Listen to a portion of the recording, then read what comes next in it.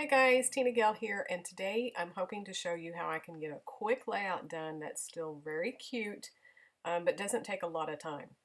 So one of my go-tos is just to do a layout that's divided by thirds horizontally, and so I will keep the design to the top or the bottom or in the middle. Just pick one.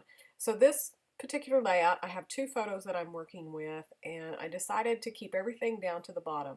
So I just cut a strip of paper that's it's going to fill up almost about a third. It's not quite a third, but by the time I put my photos and my embellishments and all of that, it's getting up into that full third. I also like to put something up at the top, so I just cut this really thin strip. The paper that I'm working with today is from my January ScrapRoom kit. So this is Jelly Bean Soup, Hearty Hedgepodge, no, Hodgepodge. I always want to say hedgehog. Hodgepodge. So I love this collection. I love the colors in it and stuff. And this vertical stripe down at the bottom with all the different patterns. I really wanted to use it.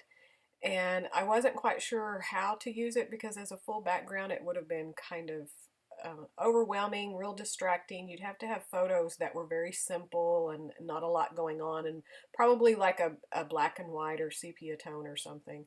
So I decided to use that on this layout where I was just going to have that smaller strip towards the bottom, and I'm really glad that I did, that I thought about using it on this particular design because it really shows the paper off without being overwhelming to the layouts in the photo.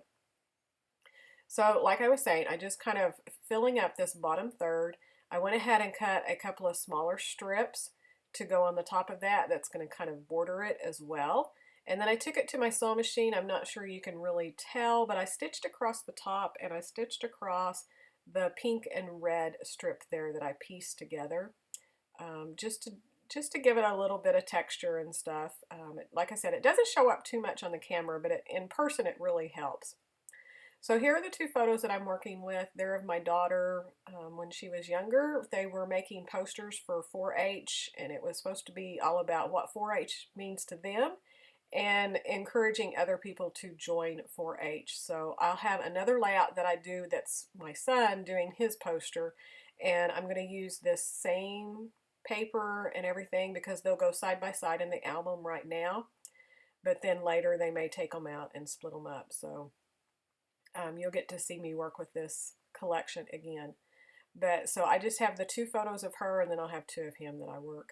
And then the embellishments were what came in the pack, so I just picked out the ones. I loved the floral, so I decided that would be good for her layout. So I picked those out, and then I decided I wanted something more. I went ahead and splattered the background with this brown color shine, so it's colored tea. And that helped, but I still wanted a little bit. So I remembered I had some of these doodlebug doilies in different colors, and I went and looked, and sure enough I had some in brown. So I felt like that went really good with these kind of earthy tones in this collection. And then she has brown in her pajamas that she's wearing. It's a teddy bear with animal print and stuff, so it really kind of brought her off the page and more of the central focus. So glad I thought about having those. So here are the flowers. Like I said, I just had the one cluster and then the bigger one and the little one. So I cut off those smaller ones thinking that I could pull them into another cluster, but I can't really make it work, so I ended up sticking it back in with the one that goes around the photos and just tucked it in and made it a little bit bigger cluster. But originally I thought, I really wanted something up there so that I could pull it. And I probably could have cut the larger yellow one away and stuck it up at the top, and that would have been good. But I end up coming up with something else.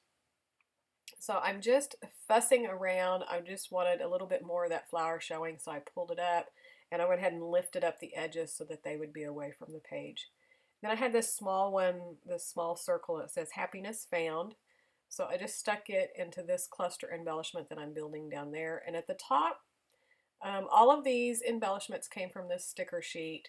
So there was this long strip that said the best memories are the ones we make right now. So I just did that to do another strip. So like in the bottom third, I had those two strips of paper. So the top, I kind of wanted to mimic that. So this long little quote was perfect to kind of mirror that I had going off at the bottom, and then that little bit of doily as well. So I'm just mirroring what I'm doing down below. So that's another quick tip of how to pull together embellishments and your layouts real quickly without a lot of overthinking of what's needed.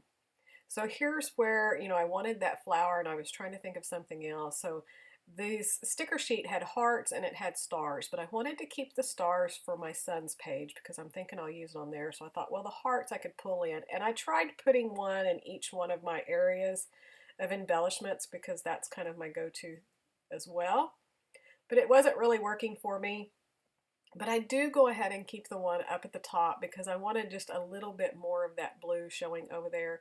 There's a bit of blue in that strip that I put, but not very much. The bigger bulk of it's over to the right, so it was kind of pulling your eye to that one. So I wanted just a little bit of blue over there. And then I stuck another sticker over the top of it that just says date because I'm going to put the year up there, and then I'm going to put my journaling down below the photos. And so here I'm just looking for some more little things. I found this little tab and it said little moments, and I thought I'd put it up at the top of the photo, but when I did, I didn't really care how it looked. It was covering up the flowers and all that. So I decided to put it to the side, and I put it to the side lined up with her eyes so that it would really pull across and you would be drawn into her face. And then I found these little stickers as well, and it says remember this right here. So I'm just going to line that up. And that's going to be the start of my journaling down below.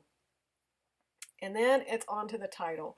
And I left it towards the very end because I really didn't know what to title it. If you follow me, you know that's not my strong suit. I always struggle. It's always just very obvious what my titles are. I'm not very creative.